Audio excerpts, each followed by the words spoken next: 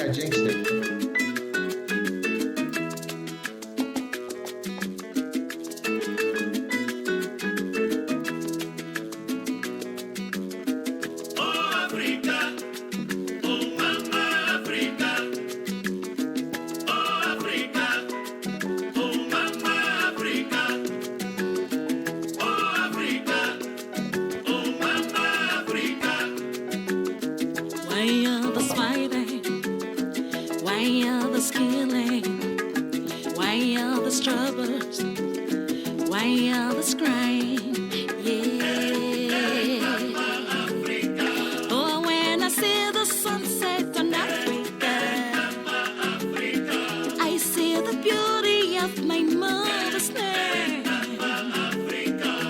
Thinking about the future of our children. We should know that God blessed our land. We should think about what we've got. I got enough here that needs peace and love. Oh, Africa. Oh, Mama Africa. Oh, Africa. Oh, Mama Africa. Disconnected again. We should wonder now the meaning of peace and love. No more fighting in the night. No more killing in the night. No more crying in the land. No more fighting in the land. And we will see the sun smiling in the sky. Meantime, I brought you some Spirits of Africa music. This is the time of realizing the dream. Just a little something to listen to in the That's background. all Africans should come together as one. We should give songs of praises and shout hallelujah for the land that God gave to us. Yeah. I thought your phone bugged out. No, it's we should dance on the fire on my end. Under the moonlight. It may be this laptop, which is a relatively new laptop, but it keeps crapping out on me in some respects. We should believe in one thing. The plan is to switch to my PC, which doesn't have these problems, at least I'm not aware of these problems. So. All right. So Moira's back. Welcome back. We got General Inflatables, our Rangers with us, Variable Vision, and Moira are there now.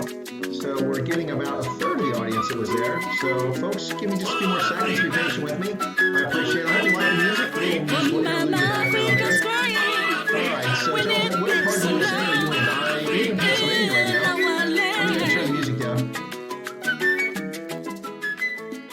There we go. I'll leave the background for a moment while more folks come on. Yep, got it, Mark. I turned it down. So hopefully that's not too loud now. Or I'll just start it now. I think a lot of folks have joined back in now. So that was just so you could differentiate which of the multiple cuts, and we've been dropped from the connection, which of these versions it is. So when you come back, it doesn't look the same. So that's why I put that music on, so different song. All right, so what part of the USA are you in? I live in Pennsylvania, which is in the Mid-Atlantic region on the eastern shore of the United States. One of the oldest states, one of the original 13 colonies. Pennsylvania is Latin for Penn's Forest. Sylvania is a word for forest or woods from Latin. And Penn is named after William Penn, who was given a royal charter to what became Pennsylvania. And it's divided in the south by what's known as the Mason-Dixon line, which was surveyors went out and marked the boundary between Maryland and Pennsylvania, which is disputed to this day, but it is famous as the Mason-Dixon line to surveyors. So I live in Pennsylvania, one of the oldest original colonies here in North America, and it was settled by English, but quickly filled in by Germans who came in large numbers, so many so that the majority of speakers in the colony were actually German at independence. And was heavily influenced by groups that became known as the Amish and the Mennonites, who are still around us today, most famously in Lancaster County, Pennsylvania, which is just down the road from here on the other side of the Susquehanna River, which is the river that cuts down the center of the state of Pennsylvania and divides it geographically into the east and to the west. So I'm about 15 minutes drive, so about 20 kilometers from the state capital in Harrisburg, a city that famously went bankrupt a few years ago because of corruption. Anyway, so let's see. So Pennsylvania. I'm not from Pennsylvania, although I did live here previously as a child. I lived in Scranton, which was known as the anthracite capital of the world. Anthracite being the hard coal as opposed to bituminous coal, which is softer and crumbles. Anthracite is very hard, like solid rock, and burns very warm. And the largest deposits on the planet were in the Scranton, Wilkes-Barre area of Pennsylvania, but those have largely been depleted at this stage. So many of the world's steamships, many of the world's cruise ships, and cargo traffic travel on anthracite from Scranton for a long time. So I lived there for a couple years as a child, and I'm familiar with the state. I only live here now because my last assignment on active duty was at the U.S. Army War College in Carlisle, Pennsylvania. Carlisle is famous for being the location of the Indian school, known for a place where we had this wrong-headed approach to educating Native American children by sending them to Western schools to inculcate them in Western culture as opposed to their indigenous culture. And so the Native school here in Carlisle, Pennsylvania was run by the Department of the Interior. And one of the most famous parts of the school is those who know one of its graduates, Jim Thorpe, our Olympian, in the 1930s. Not 1936, 1912, Anyway, Jim Thorpe was a famous Olympian and professional football player and Native American, and he was here. So we have the Jim Thorpe games every year at the Army War College, in which the different services who have students here, the Army, Navy, Air Force, Marines, compete against one another. Anyway, so that's a little bit about Pennsylvania, and that's why I live here now. So when I retired in October, I just kept my residence. I had purchased a house, and people say you own a house. I don't own the house. The bank owns the house. I have a mortgage. I make payments on it every month. So it's theirs until I pay it off. But my equity increases each time I pay more of the principal. But yeah, so I bought a house here and decided to set up shop here for now. I'm not sure what will happen in the future, but this gets me within 3 hours driving time to New York City. And there are a number of things I do in New York City on occasion. And then it's also 2 hours to Philadelphia or 2 hours to Washington, D.C., an hour and 45 minutes to Baltimore. So I'm near all the major population centers around here. And I'm also situated near major air routes between Philadelphia, New York, and D.C. Although, honestly, most of the times I fly, it's out of Harrisburg. So it's really well situated from that standpoint. I live in a peri-urban environment. So the town I live in only has a few thousand residents. It's largely like a bedroom community, although there is a downtown, a very old downtown. It's an old town, Dillsburg. And it's right off of the main state route here. So main line of communication, so it's easy for me to get on the road and go places. It's also a very good place here to attend many sporting events. So minor league baseball is very popular in this region of the country. And so there are professional teams in Harrisburg, the Senators. So that's 15 minutes away. In Lancaster, where the Amish country is, that's an hour, about 45 minutes to an hour away, and that's the Lancaster Barnstormers. In York, which is about a half hour south of me, and York is the York Revolution. And then further down the highway towards Maryland, in Frederick, Maryland, are the Frederick Keys. And then if I go just another 15 or 20 minutes further to the west, there's the Harrisburg Sun, or not the Harrisburg, the Hagerstown Suns. So that's 5 minor league baseball teams just in the immediate vicinity. And when it comes to American Hockey League, that's the minor league of hockey, I have the Hershey Bears, which are right down the road. That's a half hour drive from here. The Lehigh Valley Phantoms, which is about an hour and a half from here, something like that. And then the Scranton Wilkes-Barre Penguins. And so those are 3 minor league franchises. And also the Reading Royals. That's another team. So all these teams around here. Oh, I forgot to mention Allentown and Reading also have minor league baseball teams. So there's 2 more teams very close. And even Wilmington, which is just 2 hours away from here in Delaware, is another minor league team. So there's a lot to do from a sports standpoint in this area, a lot of natural beauty. We are on the Appalachian Mountains, or Allegheny Mountains, as they come up the east coast of the, I'm drawing like this, you can't see that. So they come up the eastern coast of the United States and head from Georgia to Maine. And we have the Appalachian Trail, which is a famous walking trail open to the public all the way from one end of the country to the other. So I also get on that occasionally, go out hiking or jogging. So there's quite a bit to see, a lot of things around here, and you're close to a lot of different things. So let me answer some of these questions. Dabble was talking about something in Pennsylvania. Let me get back to that. Did a summer camp as a mountain bike counselor at a sports camp in Staruka. I don't know where that's at, but sounds great. Paulie says, variable vision, you must push Gareth into, okay. Beautiful forest. Yes, the forests are quite beautiful here. How's the climate? Well, it's a temperate climate with all 4 seasons. Right now, we're supposed to be in spring, but frankly, the last couple weeks have been bizarre. We had snow last week. The temperature has been around or at or just below freezing. We had frost 3 or 4 days in a row last week, which is very unusual for this time of year. So I guess climate change is here. But we have winters with snow, and we have warm summers. So it's a temperate climate. It's quite good. So you get all the seasons, quite nice. My favorite season, of course, is fall. I really enjoy fall. It's really nice. Um, right now, the weather sucks though. It's probably about 6 or 7 degrees Celsius, so it's about 40, 42 Fahrenheit, maybe 43, and it's rainy and misty and overcast and gray. And in the midst of COVID-19, that just kind of sucks. Let's see. Went through the summers there, and PA gets insane occasional rains, but otherwise beautiful weather. Yeah, actually, we have a lot of flooding in Pennsylvania because we have a large river network, and we have unusual terrain in some places where valleys are cut through mountain and ridge lines, and the mountains in Pennsylvania come in from the southwest part of the state and cut across the middle at an angle and head up to the northeast. So it's kind of like in an odd shape they run. But anyway, so let's see what else here. Um, houses in the USA more expensive than here in South Africa? Well, it depends, General Inflatables. So about 20 years ago, I had interest in purchasing a place in the Western Cape, either in Simonstown or in Hout Bay or in Cape Town itself, somewhere around there. And at the time, houses were, in my view, quite reasonable. Although I was just a captain and didn't have a particularly large salary, I had visions of buying a place, and I went there and I decided that I'd hold off for a bit. And that was a mistake because an awful lot of retirees and empty nesters from the United Kingdom in particular decided to buy places in the Western Cape, and the housing prices shot up. And the next time I was down there, a house that I saw for 200,000 or 300,000 US was now 4 or 5 or 600,000 US for the same, and I can't afford that, so I didn't buy a place. So when you say is it comparable, it depends what you're talking about. So the house that I live in, I forget the square footage, but it's not tiny. It's a 4 bedroom, has a basement, and lives in a small neighborhood, a small development, which is only about 40 houses total, surrounded by a horse farm on one side, forest land on the other side, and on the back side is a municipal park. And so there's not going to be any more development around us. So it will stay this size, which will help increase the values, but more importantly, it will keep a lot of people out and keep it small.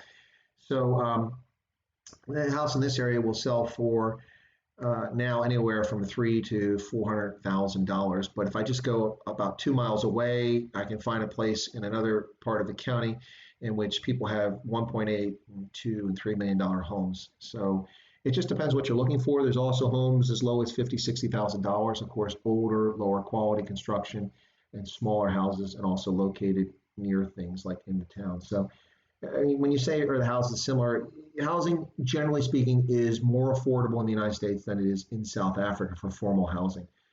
It just depends. But now, with the rand going the direction it's going, perhaps I'll be looking at someplace in Hatfield with a nice wall around it, some jacaranda trees, not too far from Menlyn, but far enough. Yeah, maybe I'll be looking at that sometime in the near future. When the rand hits 40 to the dollar, yeah, perhaps I'll be doing that. Let's see. Went through the summers. Okay. Dabble says, yes, but you're earning much more. Well, that depends. The per capita income in this town is barely above the poverty line. So about half the people, the average salary in this town is barely above the poverty line. Now, some people are making a lot of money, some people aren't. I'm doing okay because I now have a retirement and I serve so long, so I get a larger percentage of my actual pay. Plus, I'll be getting some military disability pay as well. And I also have saved over the years, so I won't be eating cat food, not this year, perhaps next year, but not this year. But yeah, it does depend. It is surprising the variation in income when it comes to wages in the United States. So for instance, you could live here in this county, depending on the size of your family, for a very small amount of money compared to, say, trying to live in New Jersey or New York City. You'd starve to death. Rents and taxes are so high in those places, you have to have a salary many times larger than what you need to live around here. So that also plays a role. Some things are consistent when it comes to price, but many things are cheaper. So rents are cheaper, and taxes are lower, that sort of thing. Lindy says, sounds like a nice location. It is. It's quite nice. I mean, it's centrally located. It is the Commonwealth of Pennsylvania, which leads one to believe socialism, but it's a name. The government, by and large, is reasonable and responsible. We actually have pretty good taxation in the state. There's no taxes on clothing of any sort. That's nice. And so we have a number of outlets, malls here in Pennsylvania where people come into the state to buy clothing, which helps the economy. But also, you never pay taxes on clothing. I think there's a different tax rate on books and magazines, if I'm not mistaken. I could be wrong about that. But food isn't taxed, to my knowledge, when you purchase food in the grocery store. And retired pay is not taxed. Federal retired pay, but also other retired pay is not taxed, which is nice. A lot of states try to tax your retired pay, and that's unfortunate because when you retire, you're getting less money, and then they want to tax you on top of that. So Pennsylvania has a lot of advantages. There's 12.8 million people living in Pennsylvania, estimate based off the last census. We're supposed to have a census this year, but that's being delayed by COVID-19, although it already started, but it won't be completed until later in the year. So 12.8 million people. It's a middling sized state when it comes to America. Not a small state, not a huge state. There are states much larger: Texas, Florida, California, New York, Ohio is actually smaller than Pennsylvania now. Yep. Anyway, so there are some larger states. Anyway, let's see what else. Paulie says, love New York City, family there, Boston, Orlando, and Boston. You said Boston twice. Number one place is Fort Lauderdale. Plenty of South Africans. Reminds me of a mixture of Durban and Cape Town. We move there tomorrow. Well, Paulie, you are welcome to Florida. See, here's my beef with Florida. Let me explain this. So I have a hard time taking a state seriously in which the highest piece of elevation is a landfill. That's right. If you go to Florida, there are no mountains. The highest elevation is something that's man-made and full of garbage, a landfill. So, it's a true story. Anyway, no, Florida is, I'm not a beach person. I don't like the heat and I really like the humidity. That's why Durban is a place I couldn't live full time, but I certainly can visit it at the right times of year. But humidity is brutal. I'm not a fan of it. And so somebody's saying, well, wait a second, you've lived all over Africa. Yes, and I suffered mightily. 7 months in Liberia, there wasn't a day that I was dry. I was soaked every single day from sweating from the humidity and or the rain. It was insane for the time that I lived here. But 7 straight months, I can't remember ever having a dry moment, which is, anyway, I'm not a fan of the heat and humidity. So Florida, I'll pass on it. I can visit Florida, but hurricanes, large retirement communities of people who are actually old. I know I'm looking like Father Christmas, but I'm not really that old. It's just a look for now. But Florida is very popular. It's a great state. People love it. Lots of sports, lots of great weather, beaches, low taxation, and you can protect your assets there. So it's very popular. And there's a reason why people move there. So I understand your interest in that. So let's see. Ben Lewis. Ben says, Chris, are you involved in coaching rugby in the States? It seemed that rugby was rapidly. Yeah, Ben, no, I'm not involved in coaching rugby. I would like to be, but actually I'm much more interested, although I enjoy coaching rugby, maybe I do that just as, as a volunteer thing. I would like to be involved in executive management or leadership in rugby. So I would be curious, assuming Major League Rugby survives, to potentially work with Major League Rugby or some other USA Rugby or something like that in executive capacity if possible. That would be my interest because I would like to promote the sport, and I don't think that we've done the best job promoting it. One of the shortcomings, in my view, with rugby in the U.S. is that we've had competing interest, and the competing interest have worked at odds with each other and undermined the growth of rugby and the popularity of the sport. I think that Major League Rugby has finally gotten it right. It looks that way. Hopefully they'll survive this. They've suspended this season, and they were actually making progress. But the game is wildly popular, and this is something that's not known around the world. Rugby is very popular. It was regionally based for a long time, but that is spreading now. And amongst youth, rugby is a very fast-growing game. It's huge in club sports, and it's also big in universities around the country, both 7s and 15s. So really, really want to see rugby grow, and I would be interested in that. I've also inquired about a position with a different organization that does rugby here in the States, and I'd be interested in working for them. So we'll see. But I love to coach, and I wouldn't mind being involved in coaching rugby. I don't know if my skills are good enough to make me a rugby coach. Certainly my enthusiasm is good. My knowledge of the game isn't that bad, but I'm not so sure if I'm that good. But actually, it's funny that Ben asked that question because when I was in Uganda, I was actually asked to be one of the coaches for the Ugandan national team. And I passed on it. But in retrospect, I kind of wish I had volunteered to be a coach. Even if I just carried around the cooler, it would have been a really cool thing to say that I was a coach with the Ugandan national team. And so kind of regretting that. That would have been cool. Could have put that on my CV and I would have had fun, I'm sure. So when did you last visit the RSA? So South Africa, I was last in South Africa last year. Yeah, 2019. 2019 was the last time I was there. Yep, I haven't been there because my focus after this time last year, after the spring, was I had to wrap up my responsibilities at the Army War College. Lots of things you must do pre-retirement. Plus, they were still sending me places. So last year, I went to the UK to speak at a conference on repatriating ISIS Daesh, the ISIL, their fighters and their families, repatriating them to the places they came from in the rest of the world, particularly in the West. So I spoke about that there and the hazards and concerns about it. And that was in June when I should have been preparing to get out. So I was doing that. And then I had a lot of speaking engagements last year. In April, I spoke in Chicago about rebuilding the Armed Forces of Liberia, which is a program that I led. I rebuilt the AFL. And then I also spoke in May in Canada, in Vancouver, at the Canada Africa Network about investing in Africa.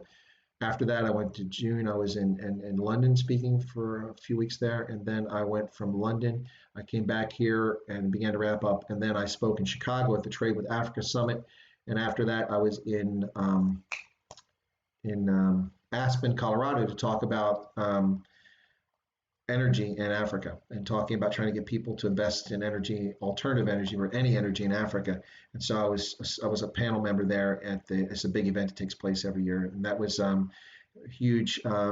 General Wesley Clark, who's retired, was there. I met him, talked to him, actually got involved in a documentary film that they're making. And so if that film ever comes out, I'll be in that film. I'd like to know more because I'd like to know when it comes out.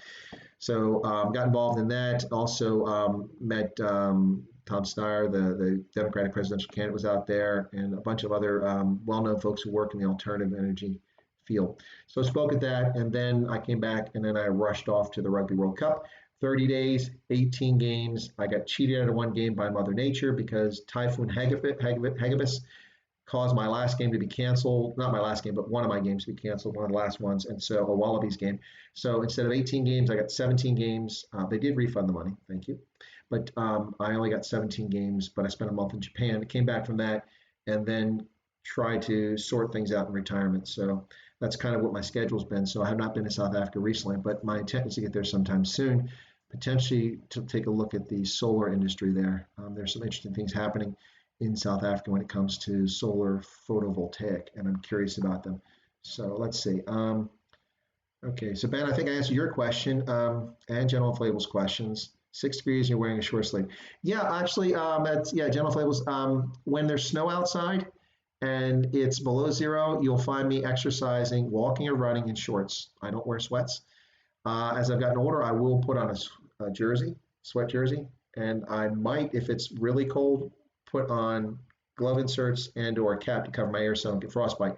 But I always exercise in shorts. I don't like to sweat, and I'll leave it at that. So, let's see what else. Houses in Cape Town have no basements. Yeah, I'm not surprised. Yeah, yep, that makes sense. Your area sounds awesome. Even have a place to keep my horse. Yeah, Lindy, this estate is big on horses.